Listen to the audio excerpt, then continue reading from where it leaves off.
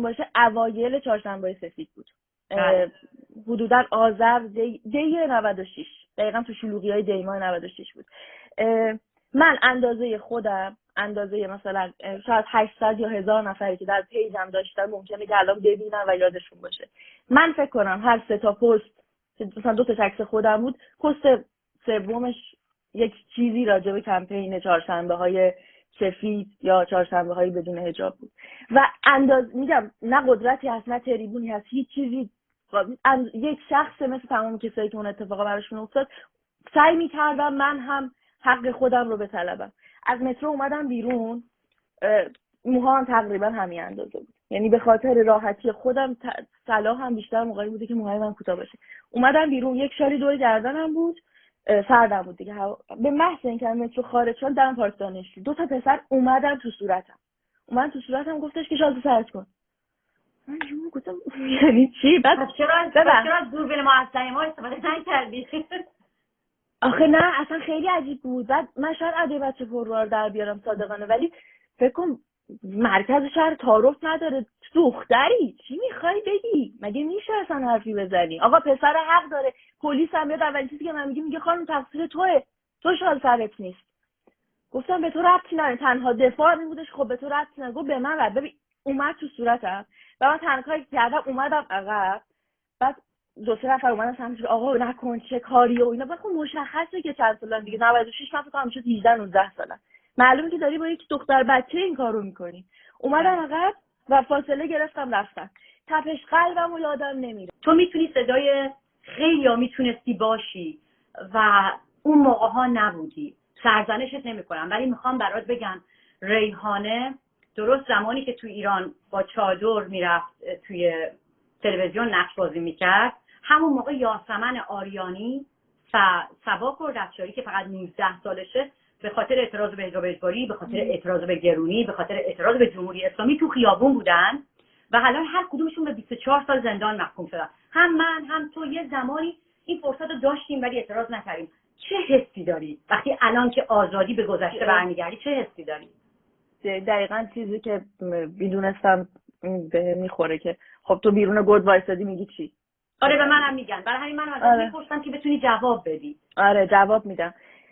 من 19 سالم بود، پیشنهاد شد و من رفتم سریال بازی کردم. هنوز که هنوزه من قلبم و جونم برای بازی کردن، برای بازیگری میتپه و نمیشه گفت اون هیجانی که تحت عنوان اینکه تو الان میتونی ورود کنی به این فضا رو من نادیده بگیرم. آره قطعاً با توجه به دغدغه‌های شخصی اینجوری بودم که خب اوکی کار میکنم یه ذره ساکت میشه، یه ذره کاری نمیکنم. اگر یادتون باشه من به محض اینکه سریال تموم شد یعنی اینجوری بودم که خب آقا من این شکلی نیستم، اصلا قصه نه اعتقادی اصلا نه اعتقادیه نه سیاسی، هیچی نیست آقا. به شکل ذات زن زیبایی میطلبه. من دوست دارم اون شکلی که خودم دلم میخواد مخاطبم با من مواجه بشه.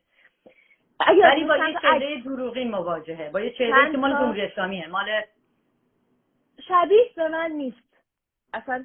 حالا یکی میپسنده دوست، برای من نیست، هیچ ربطی به من نداشته و نداره. عکس‌ها رو گذاشتم، اگه یادتون تیتراژ رفت بالا گفتم آقا این چیزی که میبینید به لحاظ ظاهری چون من فرق دارم و نقشی که بازی کردم، من شب و روزی رو گذروندم، من جاهایی رو رفتم در اون سن که هنوز جرئت نمی‌کنم به نزدیکترین آدمام بگم که بلای سر من اومد. یعنی با کلام، با نگاه من جوری خفه شدم که 2 سال گفتم تو فقط جمله همین بود. گفتم فقط میخوام کار بکنم، من دستم تو جیب خودم دارم از کارم پول در میارم، نمیدونم چی، اجازه بدن کار بکنم. گفت کار کنی؟ ما تو بهترین حالت لطف کنیم به زنده بمونی. خب من وقتی اینو میشنوم قطعا جهانم سفید میشه، قطعا دیگه نمیتونم به چیزی فکر بکنم. ولی تو یه فضایی بودی که خیلی زیر ذره بینم بودی. به خاطر این به قول به ما میگن شما قدبازی در میاریم، میگن شما لجبازی، یعنی زبونمون درازه. خب به خاطر زبون درازی هیچ وقت با تو برخورد نکردن تو ایران؟ برخورد نکردن. من میخوام یک چیزی رو بگم، ببخشید من همینجا عذرخواهی میکنم از آدمی که الان در ایران هست و ممکن اتفاقاتی براش بیفته. من اگه یادتون باشه در حدود اسفند 98 خب با با مهدی کوشکی دوست بودم و رابطه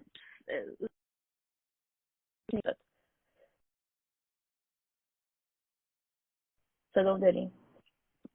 صداتون الان دارم. من اصلا نمیخوام وارد در واقع چیزای نه خب اجتماعی رو مطرح بکنیم. خب یه نمیخوام بهتون بگم زمانی که شما توی رابطه بودین، من یادم یک توییتی از شما منتشر شده بود که در مورد طلاقی اظهار نظری کردین که من همون موقع علیه شما نوشتم. خودت فقط همونو بگو که آیا واقعا باور قلبی بود، طنز بود، برای بیشتر دیده شدن این کارو کردی؟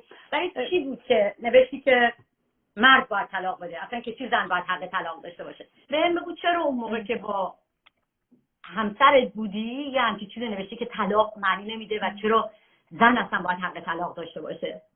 باور قلبی بود؟ خب بذاریم بگم، وقتی که بحث عدد میاد وسط، یه سری دلشون میلرزه، یه سری نمیلرزه. من به صراحت قسم میخورم که چیزی تحت عنوان پول نمیتونه من رو از جایی به جای دیگه ای منتقل بکنه. خب چه اتفاقی میفته؟ من با مهدی کوشکی هیچ وقت عقد نکرده بودم. من الان دارم میگم، اولین بار دارم میگم. مجبور بودم رابطه‌ای که درش وجود دارم و رابطه مثبتی هست رو لیبل ازدواج بهش بزنم. 1. از نگاه سنگین همکاران فاصله بگیرم. 2. شوهر دارم مثلا که امنی باشم، تحت امنیت باشم، اسم شوهر. هنوز دارم به من میگن مطلقه، در حالی که شناسنامه من سفیده. من با کسی هیچ وقت عقد نکردم. ریحانه جانم، مطلقه بودن نداره. هیچی نمیگم، ولی به خاطر من نبودم. آره. خب من ازدواج من بپرسم، چون من خودم الان برای اولین بار دارم می‌شنوم. پس در واقع تو ازدواج سفید رو به عنوان ازدواج مطرح کردی فقط برای اینکه بتونی از حالا آزارهای ممکنه جنسی، آزارهای همه زن‌ها تجربه کردیم، در امان باشی. پس تو برای فرار از آزارهای جنسی و اینا این کارو کردی یا نه فقط همینطوری خودت رو ناامنی می‌کردی؟ کاملا. وقتی که این رابطه علنی شد و اعلامش کردن که من در این قسمتش کاملا شخصیه، من برای خودم این کار رو کردم. صلاح دونستم اتفاق بیفته، با هم دیگه رفتیم و زندگی می‌کردیم، باید این اتفاق می‌افتاد. زنگ‌ها شروع شد. یعنی من یادمه که 13 به در بود. صبح ساعت 8 صبح ما با 8 تا میسکال هر کدوممون بیدار شدیم که تشریف بیارین اینجا، چه خبر، چیکار میکنین؟ و خب ما چون عقد نبودیم دیگه، ما بیشتر استرسمون بود که الان بریم بریم عقدنامه چیکار کنیم. آره، چون خانواده ها در جریان بودن. من زنگ زدم پدرم صبح 13 به در، یعنی نحسی شد، قشنگ ثابت کرد. زنگ زدم به بابام، گفتم بابا بیا بریم. اینجوری شد دیگه، تو وقتی باشی شاهد این هستی که در جریان این رابطه هستی دیگه. خب و حضور داری و رضایت خودت داری اعلام می‌کنی. رفتیم و از اونجا ترسناکه ولی باید بگم شماره ها رد و بدل شد دوستمون با اونجا و دیتا ها برقرار میشد. این توییت، این عکس، این یعنی من متوجه نشدم. سریع‌تر بگو ریحانه. به خدا باورتون نمیشه که من هنوز دارم، یعنی من از سایه پشت این پنجره که طبقه 12 دارم می‌ترسم. از اول ازت بپرس چرا انتخاب کردی که با من مصاحبه بکنی؟ الان که BBC خبرتو کار کرد، مطمئنا به درخواست مصاحبه میدن. به خاطر همین جمله که این جمله نه، به خاطر اینکه این جمله میدونم از من پرسیده میشه، هیچ کس جرئت نداره این جمله رو بپرسه. به خاطر اینکه آقا من لبه تیغ وایسادم، تصمیمم رو گرفتم. خب نمیدونم چی پیش رومه قطعا، ولی پر از دردم، پر از خشمم، پر از حال بدم. من که تمام این 8 ماه 1 سالی که به من گذشت، هر بار که من بازخواست شدم، من 4 تا حکم کیفری دارم. من هر بار دچار پرخوری های عصبی شدم که من الان 7 کیلو به وزنم اضافه شده. همین الان دارم میگم دستام میلرزه. هر بار که من میرفتم پشت یه دری منتظر میموندم 1 ساعت تا یکی بیاد بگم میگه حکم چی؟ مگه من آدم کشتم؟ مگه من چی کار کردم؟ یه بار اینقدر از پام معلوم بوده، به قرآن درده. اما میخوام بدونم اگر فردا به تو بگن چه میدونم تو میتونی برگردی به سینمای ایران و یه جایگاه بالاتری داشته باشی، میای علی من حرف میزنی، علی خودت حرف میزنی؟ 100 سال سیاه من درد کشیدم. من 1 هفته آخری که آخرین بارها داشتم از خودم میپرسیدم مطمئنی داری میری؟ اینو ببین و باورتون نمیشه من آخرین لحظه‌ای که تهران رو ترک کردم، در بهترین نقطه‌ای از زندگیم بودم از هر جهت. خب اینا همه میدونن. ولی یه سوال خصوصی خیلی، وقتی که بوسعید رو برداشتی فوش زیاد خوردی یا اینکه این دفعه چه اتفاقی افتاد برات؟ و بهم بگو تو خلوتت چه حسی داشتی وقتی کامنت‌های مردم رو می‌خوندی؟ چه جوری بود کامنت‌ها؟ دیشب یک لایوی گذاشتم و تصمیمم بودش که تو لایو کنار همدیگه، کنار تمام کسایی که من رو دنبال می‌کنن این اتفاق بیفته. این اتفاق افتاد و تو لایو بداهه حرفا میومد تو سرم، میومد رو زبونم، میگفتم تموم میشد. لایو رو قطع کردم، از همین صندلی بلند شدم و احساس کردم هیچ وزنی ندارم. صبح ساعت 8 صبح من چشام باز بود، در حالی که ساعت 4 و نیم 5 من خوابم نبردم. یعنی 2 ساعت 3 ساعت کلا خوابیدم تا همین الان، تا الانم سر پا بودم. یک احساس آزادی که نمیخوام شعاری بشه، یک سبکی و سلامتی رو در بدنم حس کردم که من 2 روز بود گلوم میسوخت، گفتم شاید کرونا یا هر چیزی، که من اون رو هم از امروز صبح حس نکردم. میخوام بگم سلامت روان رو همه چیز تاثیر میذاره. پس واکنش‌ها چطور بود؟ واکنش‌ها به اینکه به شدت مثبت. چون این توقع رو نداشتی؟ توقع نداشتم. خب من خیلی صادقانه میخوام ازت اینا رو بپرسم، برای اینکه ما هممون زخم خورده‌ایم. ببین وقتی که ماجرای اعدام نوید افکاری بود، میدونم سنت کم، ولی بذار اینا رو بهت بگم، تو توی این مسیر خیلی چیزا یاد میگیری ریحانه. وقتی ماجرای اعدام نوید افکاری داغ بود، خب یه دفعه اومدن گفتن محمد رضا فروتن تغییر جنسیت داد و تمام خبر شده بود تغییر جنسیت محمد رضا فروتن. وقتی که یه اتفاق تلخی تو ایران داره میفته، حالا چه بدبختیه، چه فقره، چه قرارداد با چی میخوام ببندن، چه میخوان چه میدونم آدما رو بکشن، یه خبری دور و بر یه هنرپیشه داغ میشه. و من همش میگم نکنه مثلا، نه مردم اینو میگن نکنه الانم چیزه شده.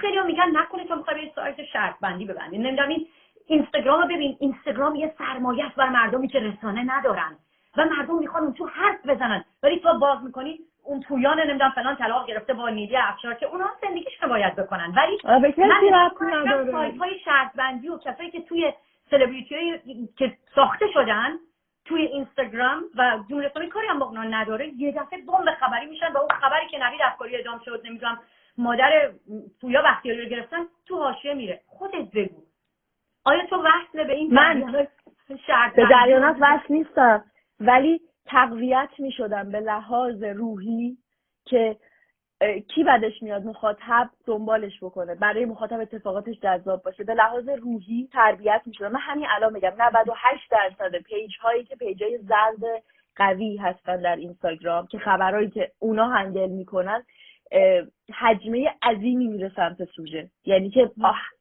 تو مثلا نیم ساعت همه ایران متوجه اون خبر میشن. 98% تحت سایبری پلیس فتاست، یعنی خبرها جهتدار، تیزها جهتدار. پس تو اینو میدونم، من 1000 بار ابزار بودم و هستم.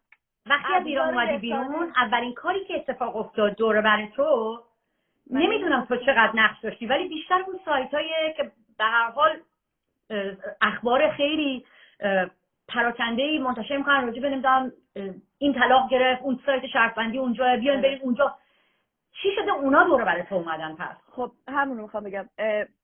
پویان مختاری رو من به واسطه دوست مشترکی که داشتیم در این سفرم، در این تقریبا 35-40 روزی که الان اومدم، دقیقاً نمیدونم بعداً پاریس برمیارم تو فلان روز گفتی، فکر کنم 2 یا 3 بار دیدم کنار همسرشون، کنار دوست دخترشون. اتفاقی که افتاد، چون واقعا دارم میگم میدونم همونقدر دارم خیلی وارد حاشیه بریم، فقط جواب سوال من بدید آیا با اونا ارتباط داری نداری، آیا واقعا این چیزی که خیلی مردم شک دارن شد اصلا همچین چیزی نیست. من توییتم گذاشته بودم اصلا مال من نیست آقا، پول من رو ارضا نمیکنه، پول تارگت من نیست برای زندگی، برای هدف تو برای زندگی. حالا من میگم تو میگی تارگت من نیست برای زندگی، من ازت سوال میکنم تو هدفت چیه و دلت چی میخواد؟ یعنی اون رویایی که داری که به خاطرش جایگاهت رو از دست دادی چیه؟ همین الان اگه بخوام یه آرزو واسه خودم بکنم، فردا صبح، دیروزم جمله گفتم هیچ چیزی به جز قضاوت‌های شما احوالات من رو شاید تعیین نکنه. واقعیت تاثیر میذاره، برای من تاثیر میذاره تا اونقدر قوی بشم که مسیر خودم رو برم بدون اینکه نشنوم. خب یعنی روزی که این بخواد جون بگیره، این حصار دور چشمم جون بگیره، طول میکشه. فردا صبح از خواب بلند شم، بزرگترین آرزوی من، بارها گفتم و میگم، اینه که فیلم بسازم، اینه که برای خودم بشینم بنویسم. من هر جا میرم، هر کاری دارم میکنم، کاغذ خودکار جلوم، برای خودم بشینم بنویسم، موزیک گوش بکنم و در جهان تنهایی خودم تو آرامش خروجی هایی داشته باشم. شاید بی ربط فضای مجازی نباشه، مثلا ویدیوهای کوتاه، سریال های مجازی، تمام ایده هایی که تو سرم داره میچرخه این روزها. آره از دست دادم، ولی نمیدونم چی به دست میارم. فقط میدونم همونقدر اگر نشونی ها رو دنبال بکنم، آروم، راست، حقیقت رو در پیش بگیرم، نخوام جانبداری بکنم که آورده‌ای داشته باشم، ورودی داشته باشم یا امکانی داشته باشم. همین لحظه که من اینجا 3 تا فیلم واسه یک شاد داشتم. دقیقاً. پس بنابراین من سوالمو جوابشو گرفتم. من ازت پرسیدم رویای تو چی بوده که به خاطرش جایگاهت رو از دست دادی. میگی میخوام خودم باشم، میخوام که دیگران برای من تصمیم نگیرن، زور نگن تا بتونم در واقع آنچه که تو دلم و ذهنم هست رو بنویسم و ایفای نقش بکنم. دیگه واکنش بهنوش بختیاری رو دیدم که گفت تو دهاتی هستی، بی سرپرست هستی، من دلم شکست. برای اینکه اصلا من حتی اگه تو رو قبولم نداشته باشم، احساس کنم تو دنبال شهرتی، احساس کنم تو حتی دامی، احساس کنم تو دنبال معروف شدنی یا هر چیزی، ولی نمیام به عنوان یه هنرپیشه که میلیونی فالوور دارم بگم تو دهاتی هستی، چون دهاتی بودن فحش نیست یا بی سرپرست بودن فحش نیست. تو چه حسی داشتی؟ آیا می‌خوای خودت رو با این قضاوت‌ها تنظیم بکنی؟ اتفاقا امروز داشتم فکر می‌کردم کلیت کامنت ها گاهی میتونه در حد 5 دقیقه رو آدم تاثیر بذاره. من اگر قرار بود قضاوت رو تکونم بده، بعد از عکس‌ها توی اون سن جوری زمین می‌خوردم که نمیتونستم بلند شم. آره شمال بودم و برای 3 ساعت من همیشه از ترس اینکه یه وقت زنگ نزنن به من گوشیم در دسترس نباشه و بیان بریزن تو خونه. من یک بار یک خوابی دیدم، دستم میلرزه، مهم نیست، اینا رو میگم مهم نیست. یک بار یک خوابی دیدم که از پا کم کم اختیاراتم داشت، یعنی پام دیگه سر شد، دستام سر شد، یخ کرده بودم و با این اتفاقی که تو خواب انگار داشتم داد می‌زدم، اینجوری از خواب پریدم. چه اتفاقی افتاد؟ دستمو مهدی کشید. من داشتم تو خواب خودم رو خفه می‌کردم و بعد از این دستم کشید فهمیدم انقدر طولانی در خواب داشت این اتفاق میافتاد که اگر ادامه میداشت و کسی خونه نبود، من خودم در خواب خودم رو خفه کرده بودم. تعارف نداره. این به خاطر تلخ تو اینه یا اینکه بعد اینو میخوام بگم فشارهای عصبی این شکلیه، کابوس‌های من این شکلیه. میگم هر لحظه اینجوری کی به زنگ میزنه، هر گوشی من زنگ می‌خورد، من دست و پا می‌لرزید. بابت چی نمیدونم، بابت کدوم کار نکرده نمیدونم. چرا این ترس همیشه با تو بود؟ به خاطر این تحت کنترل بوده، به خاطر اینکه من در آن 1 سال زندان داشت بریده میشد تحت عنوان جریحه دار کردن عفت عمومی. 1 سال زندان. حالا چجوری این عفت عمومی رو چجوری جریحه دار کردن؟ عفت چی هست؟ یعنی مثلا دقیقاً چی از شما میخوان که باید رعایت بکنید؟ ویدیوی نشست تو یادتونه؟ نشست خبری فیلم. این یه چیز عادیه تو دنیا که هنرپیشه 40 دقیقه بود، اصلا 1 دقیقه‌اش تدوین شده بود. خب واسه اون ویدیو به تذکر دادن؟ بابت اون ویدیو من رفتم دادسرای فرهنگ و رسانه و برخوردهایی با من شد جلوی بابام. یعنی بابای من الهی بمیرم براش. به قرآن نصف موهاش به خاطر اتفاقای من سفید شده. اگر هنوز نمیدونم چی شد گفتی میخوای با من مصاحبه بکنی و خب الان میگم من یک روزی بابت اینکه پیج شما رو فالو کردم باید پاسخ میدادم که من چرا پیج شما رو فالو دارم تحت عنوان فن پیج شما. چندین هنرپیشه دیگه هم اینو بهم گفتن که آره، از جمله خود خانم تهمینه میلانی هم گفت، یعنی نوشت و چند تا هنرپیشه دیگه هم که به خاطر اینکه مسیح علیرضا فالو میکنن مثلا چی، یعنی میبرنشون میگن چرا مسیح علیرضا فالو میکنی؟ آره. خب این که خیلی احمقانه است، یعنی فالو کردن یک نفر میشه جرم. آره واقعا هست. حالا 4 میلیونی که تو صفحه من با پیج درس ایجاد کنن شکی نگیری. من با پیج فیک همیشه پیج شما رو داشتم. امیدوارم همیشه خود واقعیت باشی، هیچ وقت فیک نباشی و زخم زبون آدم‌ها زمینت نزنه، به و چهچه آدم‌ها هم بالا نبره تو رو. دمت گرم، سلامت باشی هر جا که هستی. قربون شما، شب بخیر.